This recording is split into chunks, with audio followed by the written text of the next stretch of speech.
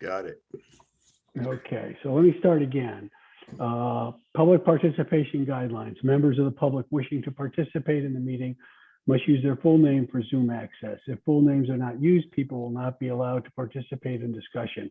The town reserves the right to remove any member of the public from the meeting who doesn't use a full name or acts inappropriate. As a preliminary matter, this is Tom Sidlowski, Vice Chairman. Permit me to confirm that all members and persons anticipated on the agenda are present and can hear me.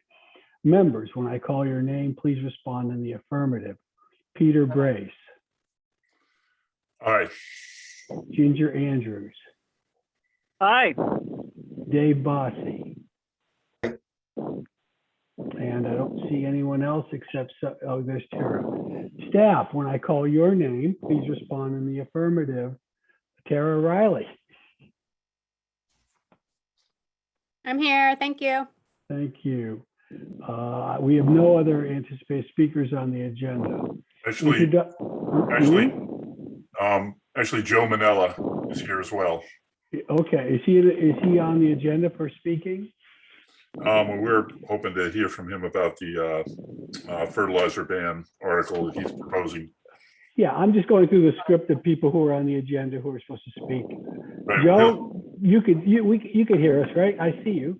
Yeah, I can hear you guys, and I don't. Okay, I'm just well, here when to we get- observe. If you have any questions, I'll answer Yeah, them. when we get to that point, we will, Joe, you're welcome to join us. Introduction to remote meeting. Good afternoon. This open meeting of the Harbor and Shellfish Advisory Board is being conducted remotely pursuant to Chapter 20 of the Acts of 2021. Ensuring public access does not ensure public participation unless such participation is required by law. This meeting will feature public comment. For this meeting, the Harbor and Shellfish Advisory Committee is convened by video conference via Zoom app as posted on the town's website, identifying how the public may join. Please note that this meeting is being recorded and that all attendees are participating in by video conference. Accordingly, please be aware that other folks may be able to see you and to take care not to screen share your computer. Anything you broadcast may be captured by the recording. All supporting materials that have been provided members of this body are available on the town's website unless otherwise noted. The public is encouraged to follow along using the posted agenda unless the chair notes otherwise. We're now turning to the first item on the agenda. Before we do so, permit me to cover some ground rules for effective and clear conduct of our business and to ensure accurate meeting minutes. The chair will introduce each speaker on the agenda. After they conclude their remarks, the chair will go down the line of members, inviting each by name to provide any comment, questions, or motions. Please hold until your name is called. Further, please remember to mute your phone or computer when you're not speaking. Please remember to speak clearly and in a way that helps generate accurate minutes. For any response, please wait until the chair yields the floor to you and state your name before speaking. If members wish to engage in a conversation with other members, please do so through the chair, taking care to identify yourself. Items for public comment.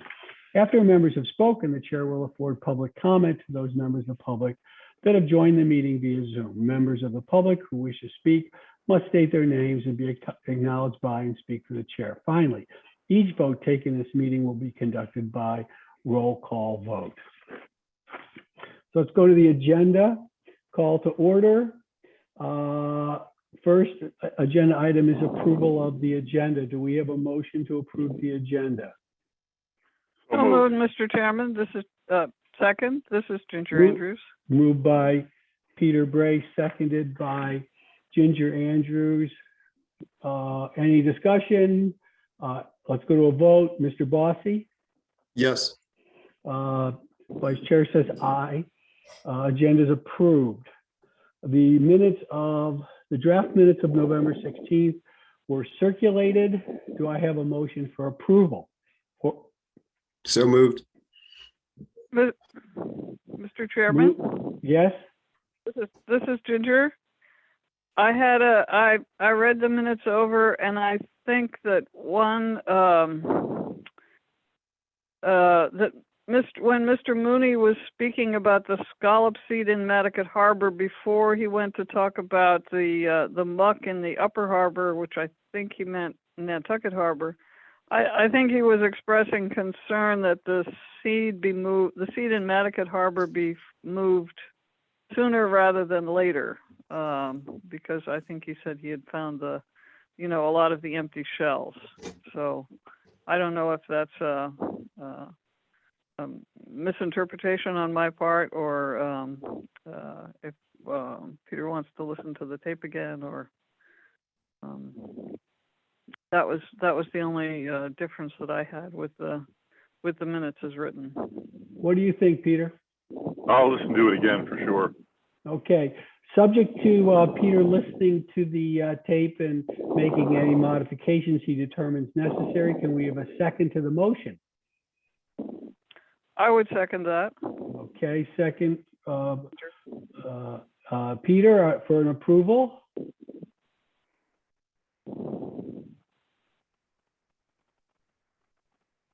Right.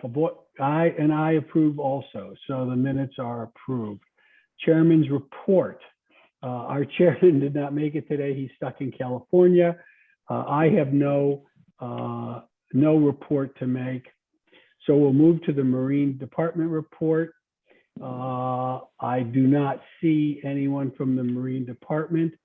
Does anyone on the board have a comment or discussion item about the Marine Department? Anyone in the public have a discussion item for the Marine Department? We'll move on to Natural Resources report. We have Tara Riley to give us a report.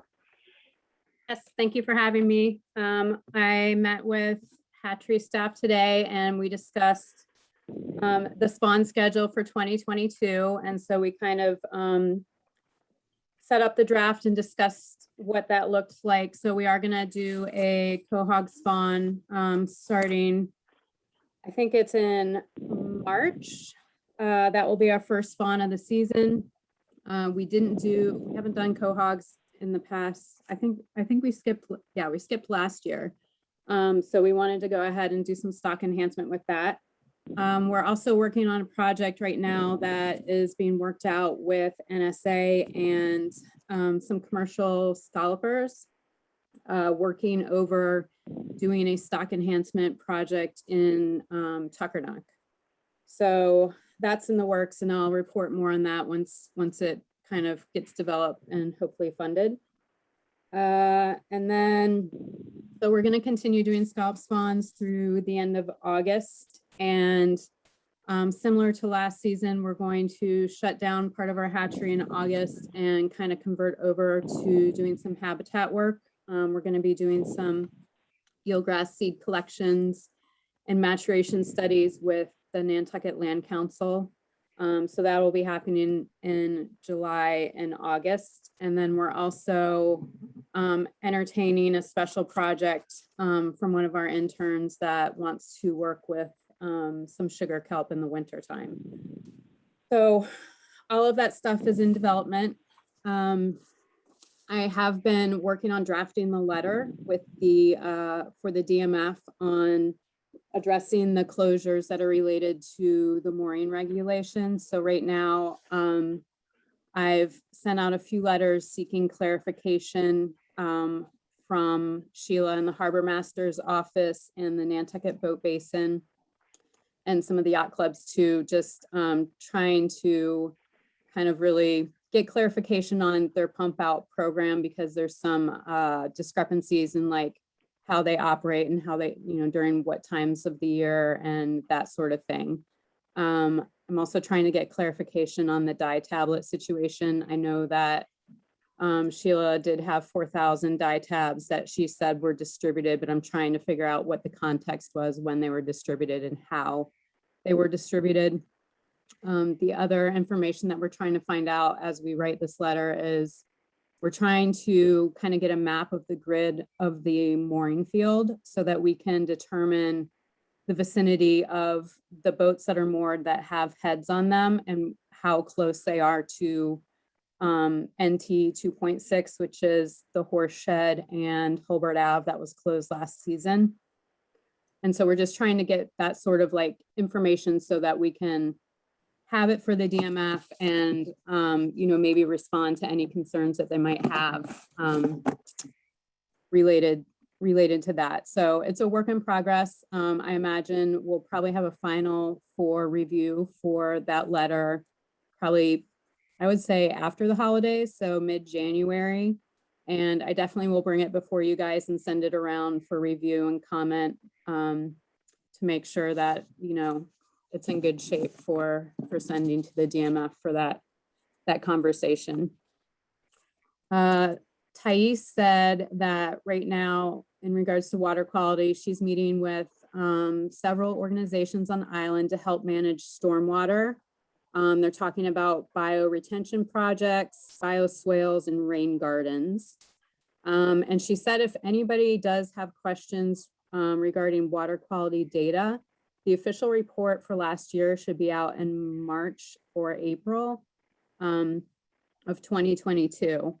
And also, if you're looking for any water quality data from 2021 or previous to that, there's a really handy tool right now on the town website. It's called the WQAV tool. And you can just like put in an area that you're interested in the water quality. You can put in the date, and if you're looking for nitrogen loads or whatever you're looking for, and it will bring it up in a graph. And so it's really pretty straightforward. So if you're just looking for something quickly and you don't want to wait for an email back, that's a good way to get your information.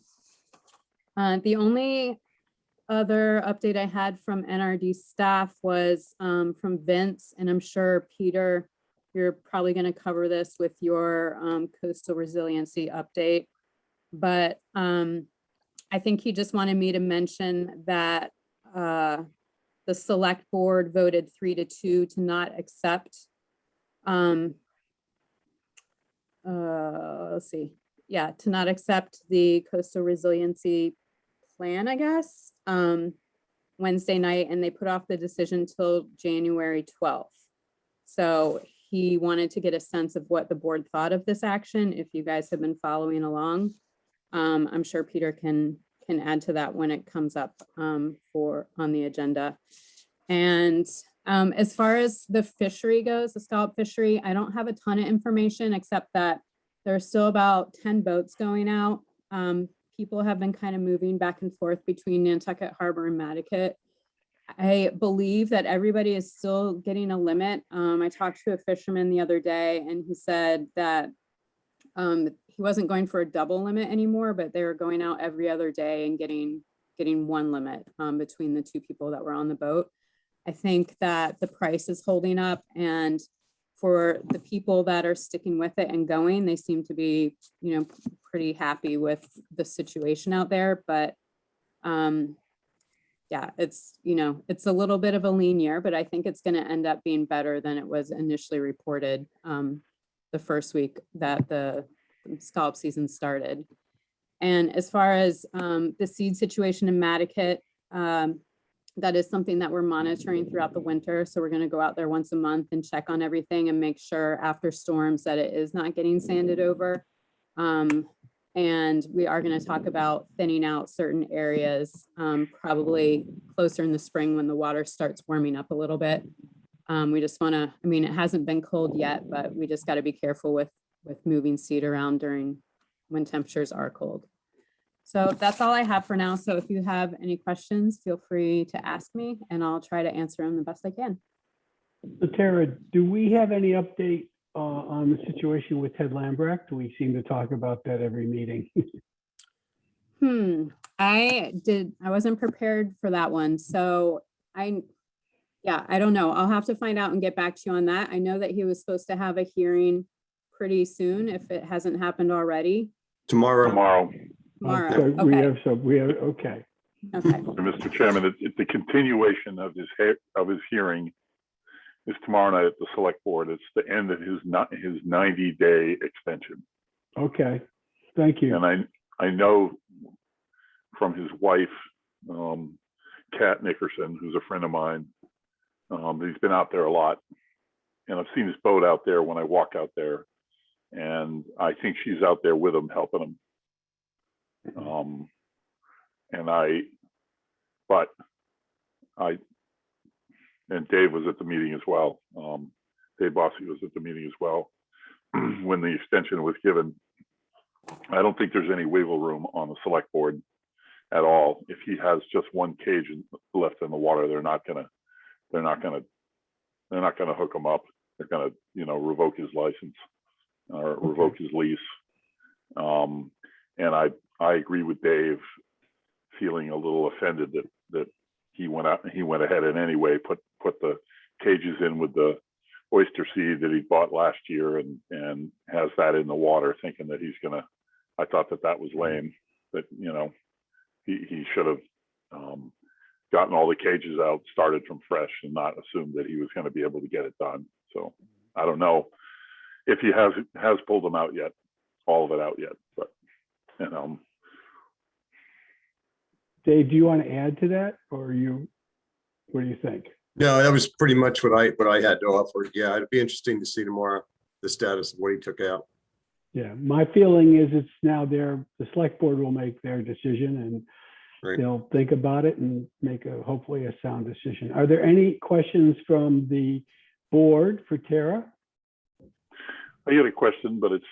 I hope I don't come off as ignorant. On Sunday morning, I got a hike out to Cascada Pond, and the people who were on the hike were interested in the oyster cages, and then we started to talk about the hatchery and scalloping, and one of the people asked me how many times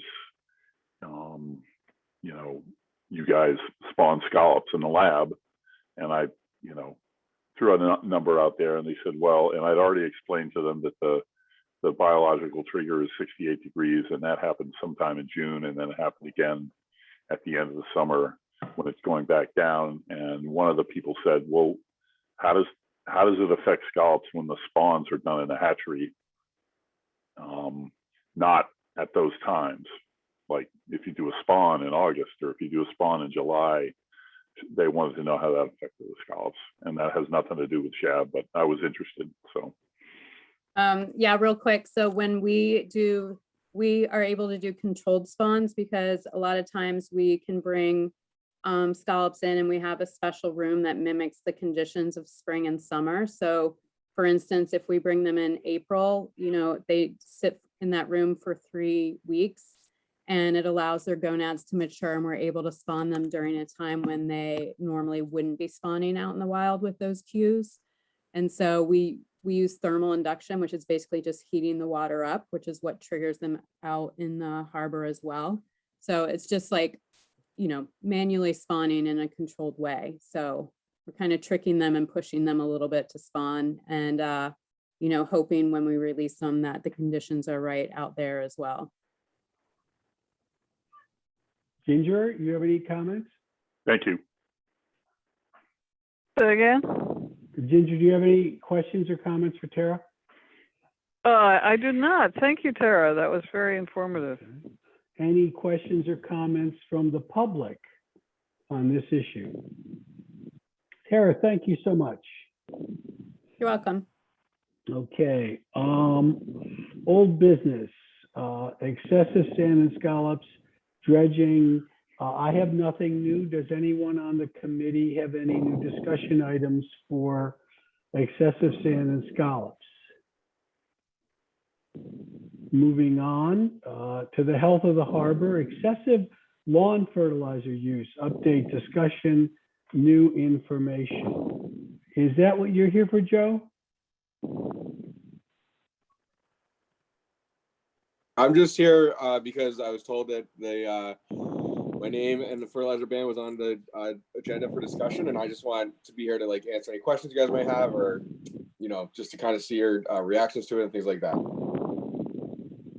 Well, why don't you give us a quick rundown about the fertilizer ban, and we'll see if there are any questions. Yeah, basically just I spent a lot of time out in the water working. So I'm the Shellfish hatchery. I'm the hatchery technician at the Shellfish hatchery.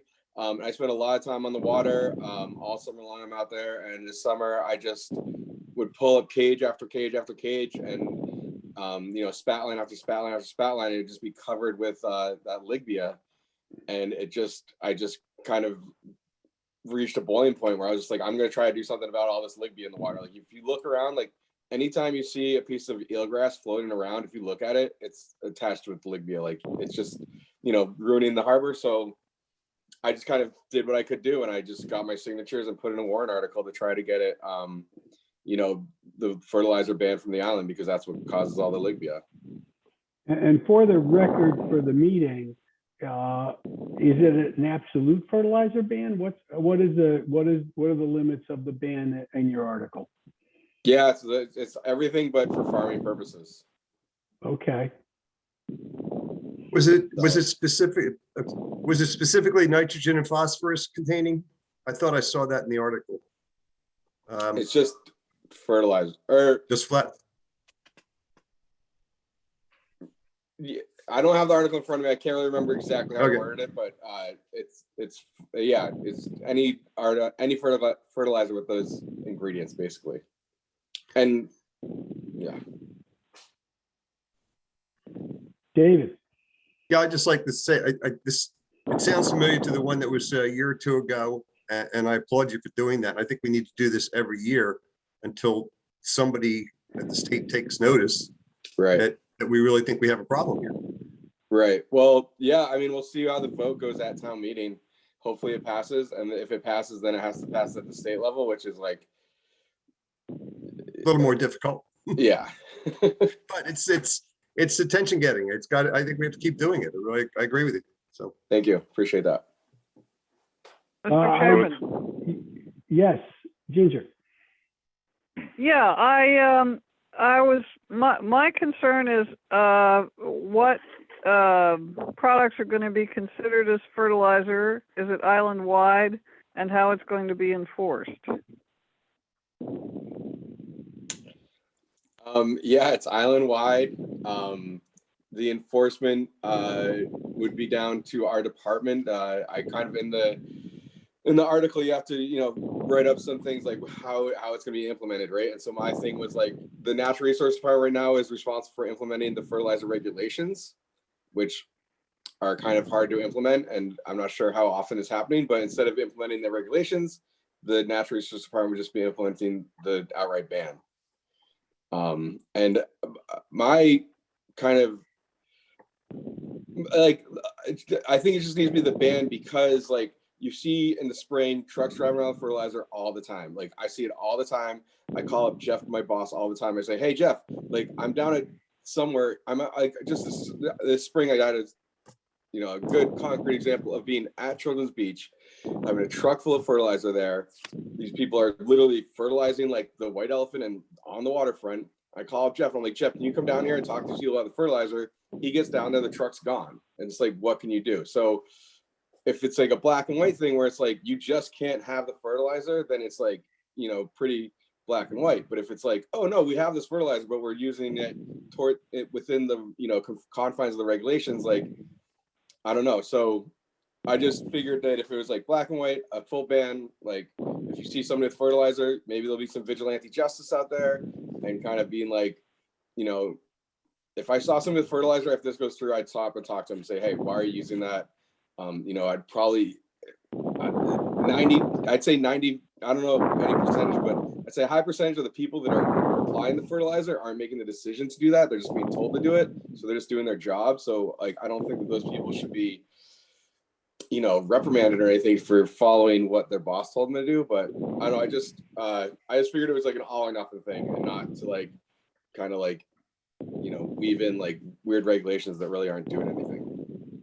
So Joe, do you know when you're going in front of the finance committee? No, I'm assuming. So I'm meeting with Emily Molden sometime soon to get kind of like a little bit of like organizational like effort behind it or whatever. And then, you know, as like the winter goes along and the spring comes up, then I'm sure that it'll really ramp up and things like that. When I handed in the article, the town clerk told me that I would be getting phone calls from people when they wanted to talk about it. Okay. So May I suggest, Peter, that we leave this on the agenda and maybe put a note about the article and wait? I'd rather have the chairman of the committee and maybe a little larger group, although we're going to miss you in December, and we could discuss whether the board wants to take a stand on this article or not. But I don't know that I feel comfortable doing that today as without Andy. What do Mr. you Chairman? Yeah. This is Ginger Andrews.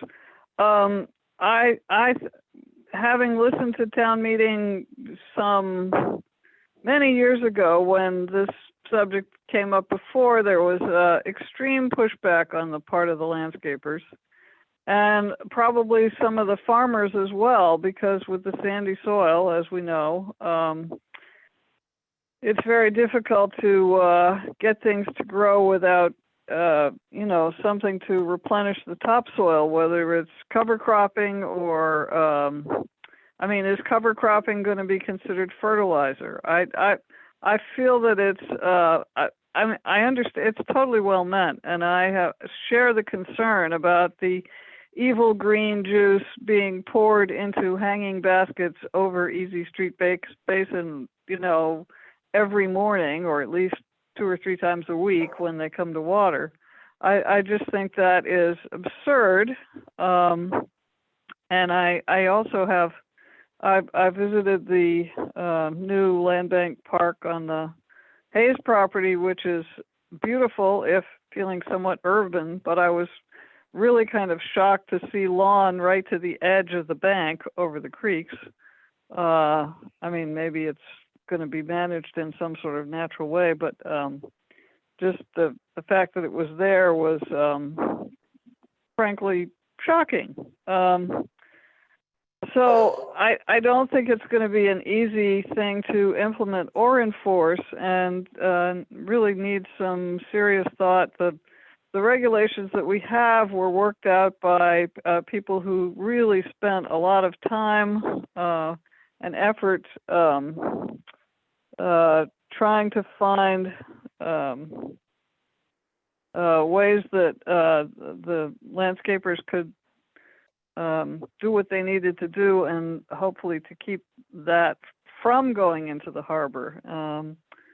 I think there's been some concern that some of it is overwatering, and then there's fungus growing, and then they put a fungicide down, and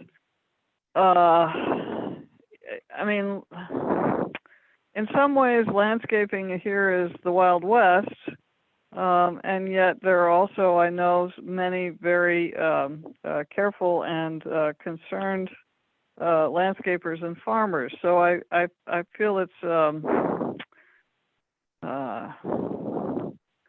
an outright ban is oversimplified, I guess, is that we have to deal with the complexity of everybody's work and growing lives. But let's discuss it further. Dave? Yeah, thanks. I agree with you. I think we should put this off probably till January when we have maybe a full house. And I think we should all take time and read the article. I happened to be going through the articles yesterday, and it caught my eye. And there's a lot more to it. I mean, there are details in there about agriculture and things like that, at least what I read. So I would suggest that we all do a little prep work for January and then be prepared to discuss it. I'd also just like to mention about the lawn going down to the harbor at the newest land bank property. I happen to be have that same complaint, but turned out I was speaking to one of the people who put it there. And that's merely a ground hold for right now. And there apparently is a lot of wild seed that was collected around the island and has been distributed there. And it's going to grow up through that and take over.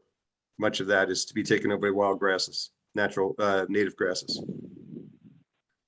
So That's we'll wait for reassuring. spring. Thank you. Sorry, Mr. Chairman, for interrupting. No problem. Peter?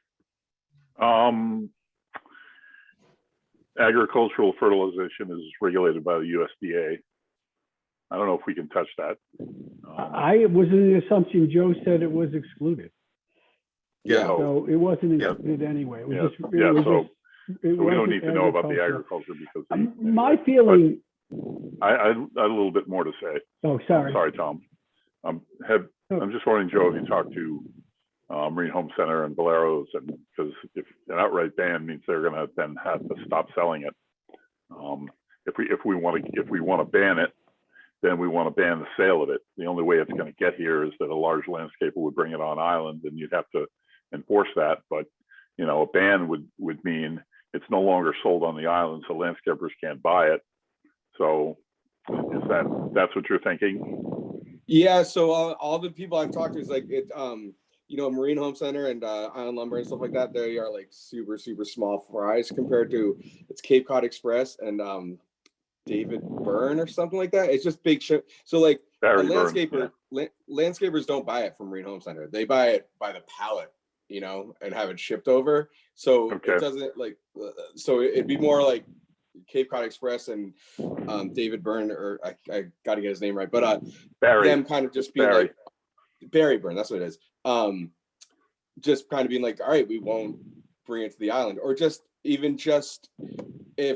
there's a huge support for it at town meeting, maybe some landscapers will be like, you know what, like 75% of this, you know, population doesn't want it. Like, I'm not going to use it anymore. So I don't know, like, it's never going to be a law. It's never going to like you're saying it has to go to the state level, like with like all these lobbyists and all these agriculture interests and all these different interests coming into it. Like in my, you know, dream, it become a law and be something that everybody follows. But like, I don't know if that's ever going to happen, but like, it can just at least get the ball rolling in the right direction, and, you know, getting some landscapers to agree not to use it and things like that. I don't know. Another thing is like, I'm not a super civic person. Like, I'm not like, I just had a moment where I was like, you know what? I can't see like this black stuff killing our harbor any longer. I'm going to do what I can. And this is what I'm doing. And like, if it works, great. If not, like, I tried. So you're a civic person now, and you're stepping up, and it's awesome. You're gonna get an experience. Yeah, I agree sorry. with Joe. Oh, sorry, Joe. Just one more thing about the finances. All the landscapers that I've talked to, they say that, you know, like the administration or the application of the fertilizer is kind of a big money making day for them, but not like a huge one. And then the other thing it does is that it causes them to have to mow the lawns at least once, maybe twice a week. And the landscapers I've talked to have been like, that's not like our huge money makers. Like mowing the lawns and applying the fertilizer, like they make them money, but they're not like, they're kind of like busy work. So in terms of like the, you know, financial, you know, the financial strain that this could cause landscapers, I just like, I don't know. I don't buy it. And I also don't care if they're losing money by killing the harbor. Like, sorry. I mean, I'm saying that at this meeting. I'm not gonna say that in like public, but like, I don't know. I just, at some point you have to weigh like money versus like the future. It just, I don't know.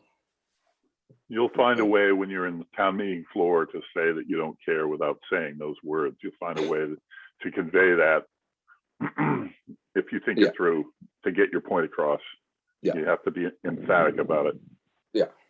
Well, I agree with Joe and Ginger that it's a long shot, but I do think one of the reasons I was thinking about our committee would be just telling the finance committee before they make their final recommendation that, you know, maybe there's some other people who agree with them that there's a place for banning fertilizer. And, you know, it's a stance, as Joe says, it gets people thinking and talking, and maybe somebody will apply less or stop applying it. So it's really more of a moral suasion argument, because we're not going to win it.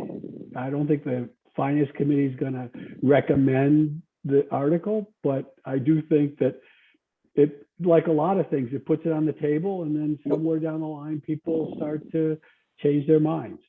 I mean, in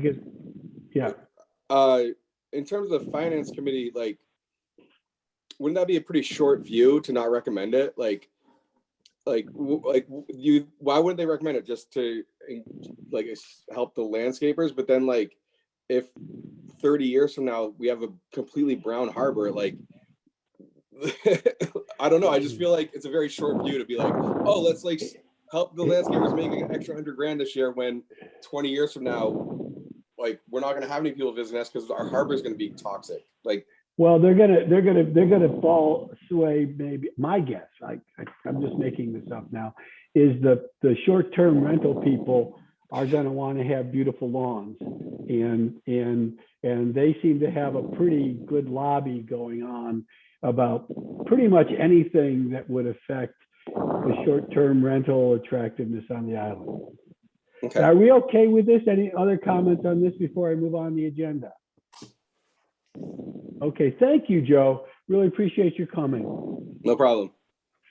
FDA shellfish taking prohibition in the mooring fields. There was nothing new on that, Tara? You talked about water quality dye tablets. Oh, there's Joe. I saw that later. Okay. Peter, do you have an update on the Coastal Resilience Advisory Board?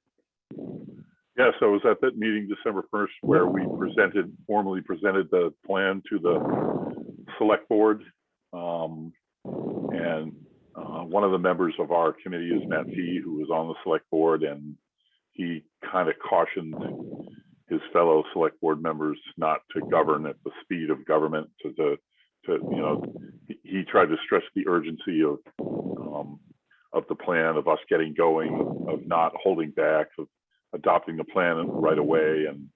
But there seemed to be people on the board of the select board that thought that they should take a look at it and then decide to adopt it later. And there's a lot of frustration on our part. We had our meeting today, and pretty much everybody felt that, what's the holdup? What do they think they're going to do to the plan between now and January 12th? We need to get going. So I can't tell you why they did that, why they decided to pull back, but I think it was Dawn. It was Dawn and Christy and Jason who voted to hold back and to wait. We felt, as a committee, we felt that was the wrong way to go for the select board, because it sends a message. The message you want to send to the community is, yes, this is a good thing. Let's go. Let's get going on this. Let's get going. Let's we don't have any time to waste. And so they're basically saying, well, yes, we do. We have six weeks to waste. Also, our chairman, our chairwoman, Mary Longacre, and also the coastal resilience coordinator, Vince Murphy, asked me to remind you guys to read the plan and give me your feedback so I can give it to the committee. She said she asked that of all the committee and commission and board representatives on the committee. So if you haven't read the plan, you can just read the executive summary and get the gist of it, but we'll take all the comments. And at our meeting today, we just started to work on, how we can start to find grants to get some of these projects going. So even if the select board isn't going to adopt it, we're going to get going on it. So I can imagine you're frustrated because drafts of this thing have been around for months, and they're not thinking they're ready to do it. Just means they haven't been supporting you along the way. So I'm really sorry to hear that. They should have been, they should have been ready to start with the program. You guys have worked very hard at it. Well, I'm sure they're looking at the money and going, "Oh my God, all this is going to cost, and this is blah blah blah," and maybe this is going to affect real estate or whatever. But we're talking about how do I say it? Existential crisis for Nantucket, the biggest we've ever faced. and our leaders shouldn't be falling back and saying, "Ooh, let's just think about this for a while." Meanwhile, the water's coming up, and the water isn't waiting for us. So, and we put 2 years in on this, and so that's where we're at. And approving the plan isn't approving money. It's just, Right. It's it's just a just approving recommendation. to start looking at the recommendations and start looking at them and prioritizing them and deciding whether we're going to do specific recommendations. And They're seems not to on the me- hook. Yeah, I'm sorry, Tom. You know, the select board aren't, you know, on the hook and, you know, tied to this thing if they say, okay, we adopt it. Just because they adopt it doesn't mean they have to live up to all the recommendations. They're just Yeah. recommendations. There's no regulations in there. And we all know that the recommendations, you know, who knows? There's 40 of them. That doesn't mean they're all going to happen, but at least they're there. This is what we think and the consultant thinks are the best chance for us for protecting the island going into the future, going up to at least 2100. So let's do it. Let's, you know, frustrating. sorry to hear that. It has to be frustrating. Any comments from the board? Mr. Chairman, this is Ginger. Go ahead. I would just say that the foot dragging has been consistent through multiple select boards in the last 20 years, and it is frustrating. The problem with the last 20 years worth of foot dragging is that the prices are not going down. I mean, I don't know if they ever will, but you know, the just access to Baxter Road after the storm, how was it, 5-6 years ago? That should have been a wake-up call, and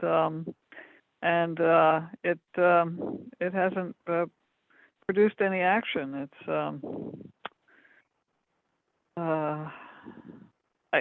It's human nature, but it's not really helpful. Dave, any comments? No, it's really quite disappointing that they didn't take the opportunity just to say how urgent this was to start addressing, and not unexpected. So we'll see what January brings. If it's any consolation, Matthew was confident the select board would adopt it on January 12th. It's just, I expect they will. yeah, I'm sorry, Peter, go ahead. it's just that it was a missed opportunity to, you know, set the tone, to set the urgency. Right. So, Any public comment?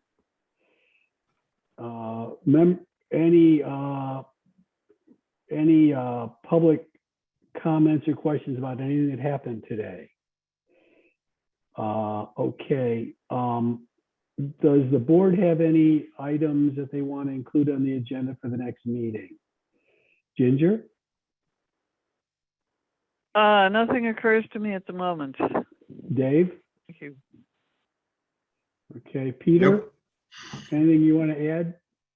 no, I just want to reiterate what I said at the top of the meeting, that you know, I'll be traveling on the 21st, so I'll get with you. Yeah, we could talk about that. We should talk about that this week, unfortunately, because I'm traveling all next week. So, Well, I'm leaving. I'm going to Maine tomorrow for 8 days, so I won't be back till the 16th. So it'll have to be that weekend. I'm not coming back till Sunday. Might suggest a virtual discussion. Yeah. Well, how hard, you set it up and I can send you all the, I Just can send me write a it up, quick- tell you how to send me- do it. Yeah, send me a quick thing. I do Zoom, so if you just tell me who I have to be to start the meeting, I'll figure out who I have to be to start, how to be the Give you the administrator. of the passwords, and meeting. Andy and I will do the agenda beforehand, and I'll schedule the meeting, and then I'll just pass it all on to you. Yeah, we'll make it work. Okay. So can I have a motion for adjournment if we're ready? So moved. Second, Mr. Chairman, this is Ginger. Moved and seconded. Peter? Aye. Chair says aye. Thank you, everybody. See you in 2 weeks. Thanks, everybody. Nice job, Thank Tom. you. Thanks for coming, Joe. Yep. Thanks, Tara. Thanks, guys.